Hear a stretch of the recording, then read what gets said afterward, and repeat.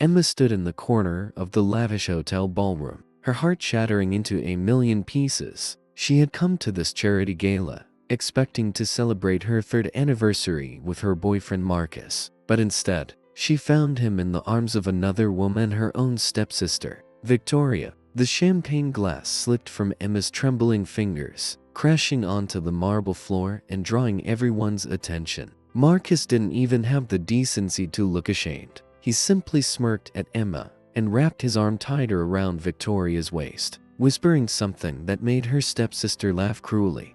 Emma's eyes filled with tears as she realized the truth. This wasn't a momentary mistake. Victoria had been stealing everything from Emma since their parents married 5 years ago. Her father's attention, her inheritance, and now, the man she thought she would marry. The guests began to whisper and point, their pitying glances making Emma feel even smaller. She turned and ran toward the exit, her cheap dress only one she could afford after her stepmother had cut off her allowance, catching on her heel. She stumbled, nearly falling, when a strong hand caught her elbow. "Careful there," a deep, calm voice said. Emma looked up through her tears and found herself staring into the most striking pair of gray eyes she had ever seen. The man was tall, impeccably dressed in a tailored black suit, and had an air of authority that commanded respect. He was Joseph Chen, the youngest CEO in the city. Though Emma didn't recognize him in her distressed state, he gently steadied her, his expression unreadable but not unkind. "Are you all right?" he asked, his voice softer now.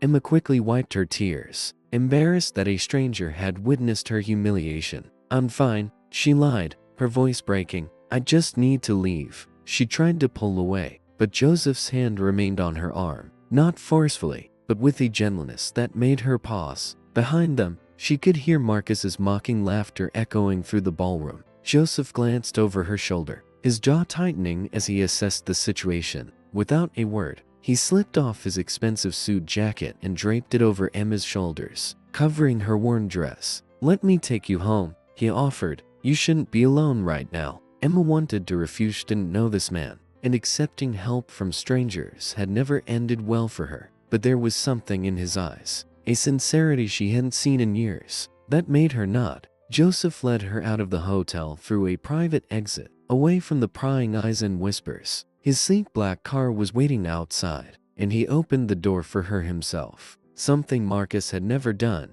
As they drove through the city lights, Emma finally broke the silence. "Why are you helping me?" she asked, her voice small. "You don't even know me." Joseph kept his eyes on the road, a slight smile playing at his lips. "Maybe I know what it's like to be betrayed by people you trust," he said quietly. "And maybe I believe that good people deserve a second chance at happiness." His words hung in the air between them, and for the first time that night, Emma felt a flicker of hope in her chest. She didn't know it yet, but this chance encounter with the mysterious CEO would change her life forever. As they pulled up to her small apartment building, Joseph handed her his business card. "If you ever need anything, a job, a friend, or just someone to talk to, call me," he said. Emma took the card, her fingers brushing against his, and felt an unexpected warmth spread through her.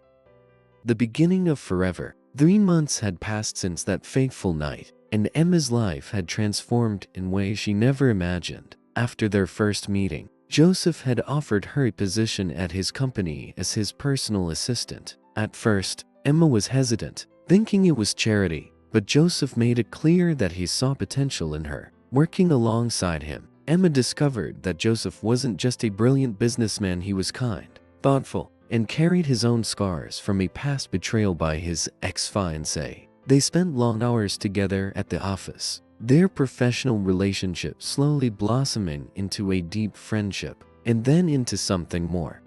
Emma found herself falling for Joseph in the quiet moments, when he brought her coffee exactly how she liked it, when he defended her ideas in board meetings, and when he looked at her like she was the only person in the world that mattered. But she was afraid to believe it was real. After Marcus's betrayal, trusting someone with her heart again felt like standing at the edge of a cliff. Joseph sensed her hesitation and never pushed her, instead showing her through his consistent actions that he was different. He took her to art galleries on weekends, cooked dinner for her when she worked late, and listened to her dreams with genuine interest.